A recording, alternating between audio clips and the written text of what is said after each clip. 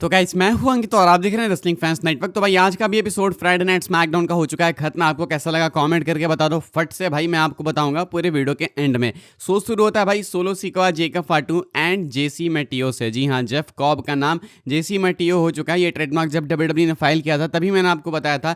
अभी इनको नॉर्मली जेसी जेसी बोलेंगे। अभी सोलो सिकोआ भाई बहुत टाइम बाद ऑरा में दिखे, टू बी ऑनेस्ट। वैसे सोलो सिकोआ पिछले कुछ टाइम से लग रहा था भाई कि बस इधर उधर डोल रहे हैं, घूम रहे हैं, लेकिन आज फाइनली सोलो सिकोआ वापस से उस ट्राइबल चीफ वाले कैरेक्टर में देखने को मिले। एंड सोलो सिकोआ कहते हैं भाई कि ये जेकब फाटू के पास जो टाइटल है नहीं होती, इस फैमिली के पास टाइटल नहीं होती अगर जेसी मेटियो नहीं आता बैकलैश में। तो कंटिन्यू करते वो चाहते हैं कि जेकब फाटू वापस से आई लव यू सोलो बोलें, लेकिन अब जेकब फाटू बदल चुके हैं। तो जेकब फाटू बोलते फिर भी हैं लेकिन उस तरीके से वो चीज़ निकलती नहीं है। इससे सोलो सिकोआ डिसअपॉइंटेड होते हैं। एंड पूरे सेगमेंट के अंदर भाई सोलो सिकोआ काफ़ी मजाकिया मूड में दिखे। जेकब फाटू को सीरियसली वो नहीं ले रहे थे।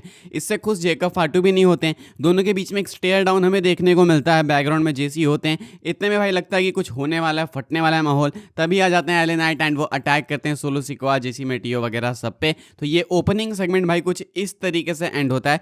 हीटेड सेगमेंट था Jacob Fatu and Solo Sikoa के लिए। अभी देखने में लग रहा है कि सोलो जो है वो जेसी के साथ ज़्यादा रहना चाहते हैं एंड जेकब फाटू को उतना सीरियसली वो लेना नहीं चाहते। एंड सेम जेकब फाटू भी भाई जेसी के साथ नहीं रहना चाहते हैं। उन्हें लगता है कि वो खुद ये टाइटल अपने दम पे डिफेंड करके रिटेन वगैरह कर सकते हैं। इसके बाद शो आगे बढ़ता है भाई। हमें पहला money in the bank qualifier देखने को मिलता है। ये होता है विमेंस डिवीजन से, जहां पे Alexa Bliss, Michin and Chelsea Green compete करती हैं एक ट्रिपल थ्रेट मैच में। Money in the bank season is upon us and एक अच्छा मैच था ये। मिचिन, चेल्सी ग्रीन दोनों को बीट करके एलेक्सा ब्लिस क्वालिफाई कर चुकी हैं भाई मनी इन द बैंक के लिए एंड बन चुकी हैं पहले विमेंस सुपरस्टार साल 2025 के women's Money in the bank match में ऐड होने वाली। मैं चाहता हूं कि Alexa bliss money in the bank जीते भी। एलेक्सा ब्लिस का कैरेक्टर भी फिलहाल न्यूट्रल है, हल्का सा डार्क भी बोल सकते हो आप लोग एंड बाकी नॉर्मल भी बोल सकते हो। फिलहाल एलेक्सा ब्लिस ऐड हो चुकी है मनी इन द बैंक के कार्ड में। कल मैं रात में यही बोल रहा था भाई कि ये इनको ऐड होना चाहिए एंड ये ऐड हो चुकी। मैच मुझे बहुत ज़्यादा अच्छा नहीं लगा, लेकिन मेन है भाई रिजल्ट से मतलब रहता है इन क्वालिफाइंग मैचेस में। रिजल्ट अपने मन का आया है तो बहुत अच्छी बात है भाई।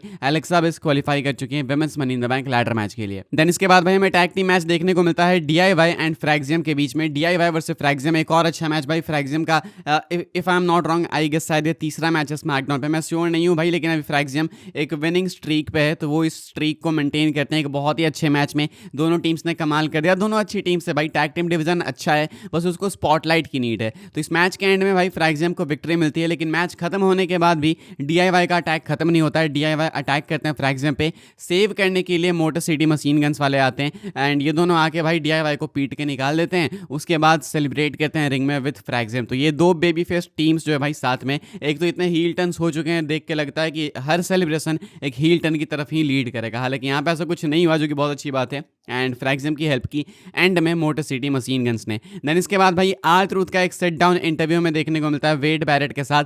जॉन सीना ने बैकलेस के बाद प्रेस कॉन्फ्रेंस में आर-ट्रूथ को एक ए लगाया था टेबल पे। इसको एड्रेस करते हैं आर-ट्रूथ एंड वो अभी भी जॉन सीना को आइडियलाइज करते हैं। जैसा एक्सपेक्ट किया था मैंने, सेगमेंट वैसा ही गया, लेकिन कहते हैं ये जरूर से एक्नॉलेज करते हैं कि जॉन सीना बदल गया है, ये वो जॉन सीना नहीं है एंड इसको फिक्स करना चाहिए।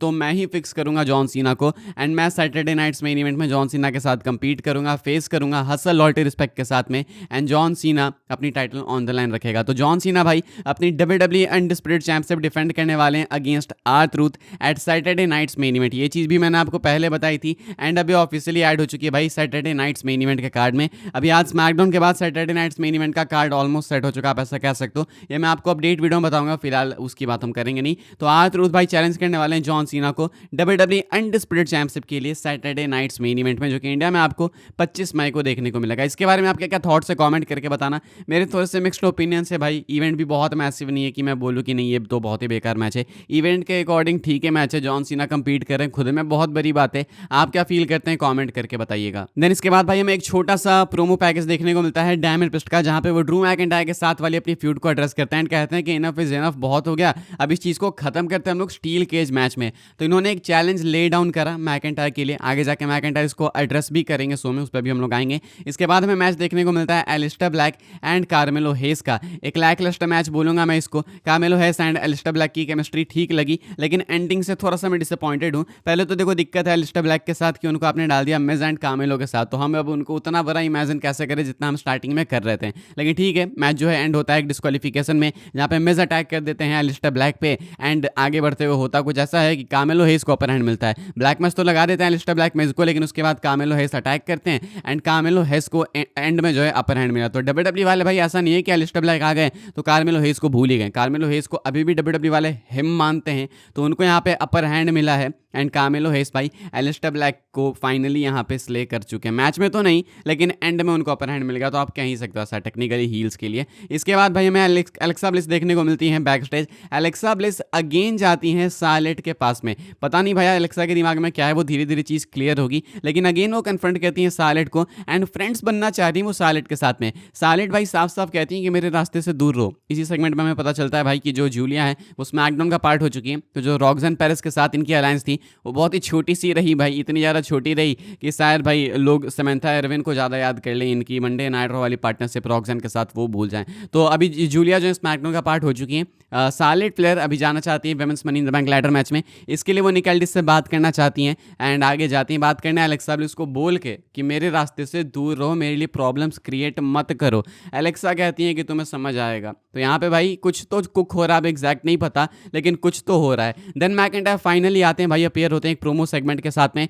ड्रू मैकइंटायर डायमंड पिस्ट के चैलेंज को एड्रेस करते हैं एंड कहते हैं कि जो प्रोमो पैकेज तुमने अपना दिखाया हो मैंने देखा, उस प्रोमो पैकेज में कुछ बातें सही थी, कुछ बातें गलत थी। तुमने मुझे कभी डोमिनेट नहीं करा, मैं तुमसे हर पार्ट में बैठा हूँ, इसलिए तुम मुझसे जेलस हो। एंड ये जो भी कुछ हुआ बैकलेस में, कॉन्क्रीट पे मेरा हेड फॉल हुआ, ये वो जो भी, उसका बदला मैं लेने वाला हूँ। जी हाँ, सैटरडे नाइट्स मेन इवेंट में स्टील केज मैच में। स्टील केज मैच ऑफिशियल हो चुका है मैकइंटायर एंड डायमंड पिस्ट का for Saturday Night's Main Event. तो अभी तक का भाई सैटरडे नाइट्स मेन इवेंट का ये वाला जो कार्ड बिल्ड हो रहा है भाई, वो अभी तक का शायद सबसे बेस्ट है। भले बहुत कमाल का नहीं है, लेकिन पिछले वालों से कंपेयर करके देखोगे तो और क्या ही चाहिए भाई। तो मैकइंटायर एंड डायमंड पिस्ट का भी मैच जो है भाई वो ऐड हो चुका है सैटरडे नाइट्स मेन इवेंट में। एक स्टील केज स्टिपुलेशन वाला मैच है। जब मैकइंटायर जा रहे होते हैं भाई, तो वहाँ से सोलो सिकोआ अपने क्रू के साथ यानी जेसी मेटेओ एंड जेकब फार्टू के साथ में आ रहे होते हैं एंड यहाँ पे हमें एक कॉन्फ्रंटेशन देखने को मिलती है। तो इसको भी याद रखना, ये डेफिनेटली आगे चीज़ कहीं ना कहीं डब्ल्यूडब्ल्यू वाले कुछ तो यूज़ करेंगे, कहीं ना कहीं इसको दिखाएंगे कि हाँ देखो हमने वहाँ पे दिया था ऐसा कॉल बैक एंड अभी ये कुछ हो रहा है। तो ये याद रखना आप लोग। देन इसके बाद भाई हमें ट्रिपल थ्रेट देखने को मिलता है मेंस डिवीजन की तरफ से एंड ये रहता है भाई qualifying match for men's Money in the Bank and यहाँ पे सोलो सिकोआ कंपीट करते हैं Jimmy Uso and Rey Fenix के साथ में।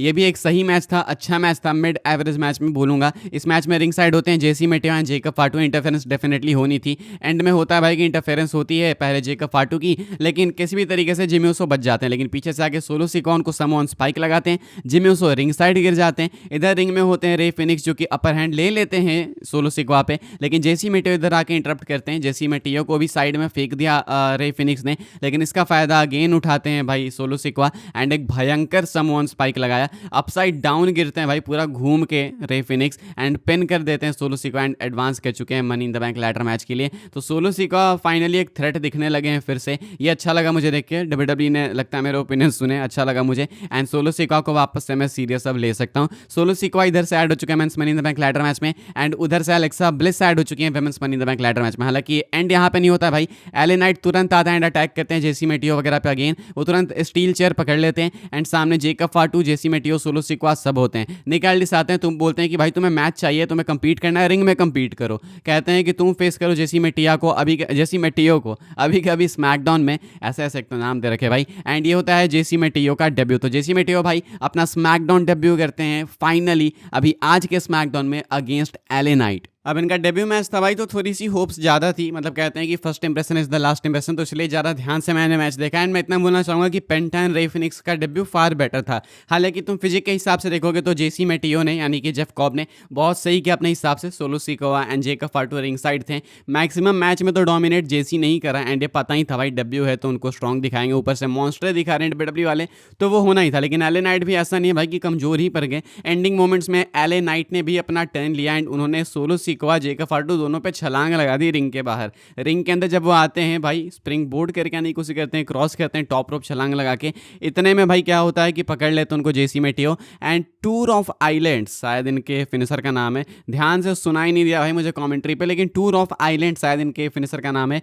एक तरीके से पावर स्लैम है ये, मतलब ऐसे घुमा के फुल वो पटक रहे हैं रिंग के मैट में। तो ऐसे में भाई ये मैच जो है जीतते हैं कुछ इस तरीके से जेसी मेटियो। हालांकि तुम देखोगे तो जीता इन्होंने क्लियर है, लेकिन फिर भी सोलो जेकब थे तो उसके कारण थोड़ा सा इंटरप्ट हुए LA Knight. And LA night I think अब कुछ नया ट्राई करे तो ज़्यादा बेटर होगा, शायद एले नाइट ब्रांड चेंज कर सकते हैं। एंड अगर ड्राफ्ट की रूमर सही है तो एले नाइट को शायद उधर मंडे नाइट रॉ में डाला जा सकता है। फिलहाल अपने डेब्यू मैच में जेसी मेटियो को विक्ट्री मिली। विक्ट्री के बाद भी जो चीज़ें भाई हीटेड अप ही रहती है, बिकॉज जेसी मेटियो भी जेकब फाटू को एक अलग ही लुक देते हैं। And Solo Sikoa Jeff Cobb यानी जेसी मेटियो के हाथ को उठा के जेकब फाटू को घूर रहे होते हैं अजीब तरीके से। जेकब फाटू को भी चीज़ अच्छी नहीं लगी तो उन्होंने भी भाई अपनी टाइटल रेज करी एंड दिखाया कि कौन चैंपियन है। तो यहाँ पे भाई सोलो एंड जेकब के बीच में चीज़ें हीटेड अप हैं, जेसी मेटियो की भी इन्वॉल्वमेंट है। देन इसके बाद भाई हमें हम्बर्टो कैरियो वाली स्टोरी कंटिन्यू होते हुए दिखती है। यहाँ पे एंजल गार्जा एंड सैंटोस एस्कोबार बैकस्टेज होते हैं। एंजल गार्जा बताते हैं सैंटोस एस्कोबार को कि जो हम्बर्टो कैरियो हमारे कॉल्स को पिक नहीं कर रहा है। पिछले हफ्ते भी भाई रिफ्ट था इनके बीच में, एंड अभी ये सेम कंटिन्यू यहाँ पे होती है स्टोरी।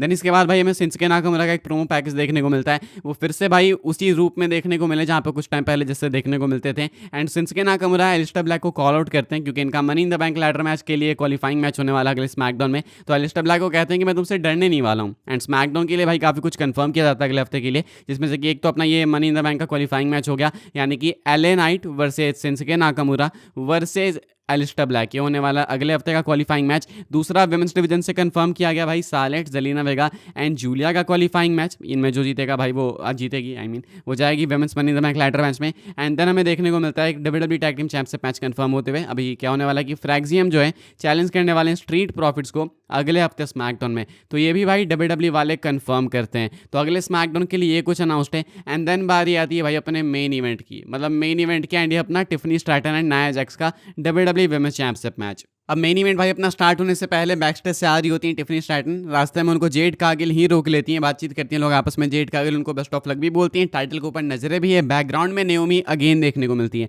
अगेन इसलिए बोल रहा हूँ बिकॉज पहले नाया जैक्स भी एक बार बैकस्टेज देखने को मिली थी, उनके भी बैकग्राउंड में नेओमी देखने को मिली। तो ये देख के पता चलता है कि मेन इवेंट में इनकी इंटरप्शन होने वाली है डेफिनेटली। मैच होता है नाया जैक्स एंड टिफनी का, भले मेन इवेंट में था, मतलब मुझे ऐसे पसंद नहीं आते भाई ऐसे वाले मैचेस, पता है कि इसमें कुछ खास नहीं होने वाला, क्या है मतलब कौन देखना विमेंस मेन इवेंट नहीं देखना, लेकिन फिर भी ये मैच अच्छा था। नाया जैक्स एंड टिफनी ने किल किया बहुत अच्छा, इनको जो है भाई डब्ल्यूडब्ल्यूई ने ज़्यादा टाइम भी नहीं दिया था, कुछ ऐसे 15 16 17 मिनट का टाइम था, लेकिन इतने कम समय में इन्होंने भाई बहुत अच्छा मैच दिया है। नेओमी मैंने बोला कि बैकग्राउंड में थी, तो नेओमी आती भी हैं, इंटरप्ट भी करती हैं, चेयर लेके आती हैं, लेकिन वो ज़्यादा कर नहीं पाती हैं बिकॉज जेड कारगिल आ जाती हैं। जेड कारगिल अटैक करके उनको क्राउड के बीच में लेके जाती हैं, जेड कारगिल नेओमी क्राउड में जाती हैं। मैच यहाँ पे कंटिन्यू होता है। एक ऑलरेडी प्रिंसेस मून शॉट लगा चुकी होती है टिफनी स्ट्रैटन नाया जैक्स को, लेकिन उस पर किकआउट हो गया। एंड मुझे आज पता चला भाई कि पहली बार किसी ने इनके इस फिनिशर पे किकआउट किया है। इसके बाद मैच आगे कंटिन्यू होता है, तो भाई नाया जैक्स लेके जाती हैं टिफनी को रिंग साइड, अनाउंसर्स टेबल पर उनको पटकती हैं, तुरंत रिंग के अंदर लेके आती हैं। एंड उसके बाद जब वो लगाने जाती हैं अपना फिनिशर, नाम भूल गया मैं, तो फिनिशर लगाने जाती हैं, तो इतने में टिफनी काउंटर करती हैं एक पावर बॉम्ब के लिए, लेकिन वहाँ पे भाई वो फिनिशर और भी ज़्यादा जोरदार लग गया बिकॉज उनके ऊपर ही गिर जाती है नाया जैक्स। एंड 1 होता है, 2 होता है, 3 होने वाला होता है कि रिंग रोप्स को पकड़ लेती हैं टिफनी एंड बच जाती हैं। इससे पहले कि नाया जैक्स इस लॉस से रिकवर कर पाए, टिफनी भाई वापस से काउंटर करके प्रिंसेस मून सॉल्ट फिर से लगाती हैं एंड वो मैच को जीतती हैं। स्टील चेयर जो लेके आई थी भाई नेओमी, उसका यूज़ करने जाती हैं अपनी नाया जैक्स, लेकिन टिफनी ने उसको काउंटर कर दिया एक ड्रॉप किक में, जो कि सीधा जाके लग गया इनके चेहरे पे। रेफरी डिस्ट्रैक्टेड था बिकॉज नाया जैक्स ने कोशिश करी थी वो टाइटल लेके भागने की, रेफरी उधर भी जीता, इधर स्टील चेयर इनके चेहरे पे लगा, then Princess Moon Salt and Tiffany title retain करती हैं। तो एक अच्छा मैच था। स्मैकडाउन इन ओवरऑल एक डिसेंट शो था, मिड शो था, आई थिंक बेटर था मंडे नाइट रॉ से, पता नहीं क्यों, लेकिन थोड़ा सा बेटर लगा। मेन इवेंट अच्छा था, but I just want to say this कि भाई बिकॉज की विमेंस मैच आप मेन इवेंट में डाल रहे हो, इसका मतलब ये नहीं भाई ट्रिपल एच की आपको लोग एक्स्ट्रा रिस्पेक्ट करने लगेंगे। जबरदस्ती विमेंस मैचेस आजकल मेन इवेंट में डाले जाते हैं दिखाने के लिए कि देखो हम तो विमेंस को भी बराबर रखते हैं। अरे भाई मेन इवेंट कुछ ढंग का रखो। प्लस कोडी रोड्स एडवर्टाइज थे शो के लिए, आए नहीं, तो एक फेक एडवर्टाइजिंग थी, चीप टैक्टिक्स। जब आप टिकट इतने महंगे बेच रहे हो भाई, उसके बाद भी ऐसे चीप टैक्टिक्स कर रहे हो तो वो अच्छा नहीं है। तो फिलहाल भाई स्मैकडाउन एक मिड शो लगा मुझे 10 में से, लेकिन मैं फिर भी इसको 6.5 दे दूंगा। आप अपनी रेटिंग्स कमेंट करके बताना। अपडेट्स वीडियो में मिलूंगा मैं आपको। फिलहाल इस वीक के स्मैकडाउन की रिव्यू वीडियो ये रही भाई। वीडियो को लाइक करें, शेयर करें एंड सब्सक्राइब करें चैनल को ऐसे ही रेसलिंग रिलेटेड वीडियोस पाने के लिए। मिलता हूं मैं आपसे जल्दी ही अगली वीडियो में, तब तक के लिए goodbye, thanks for watching.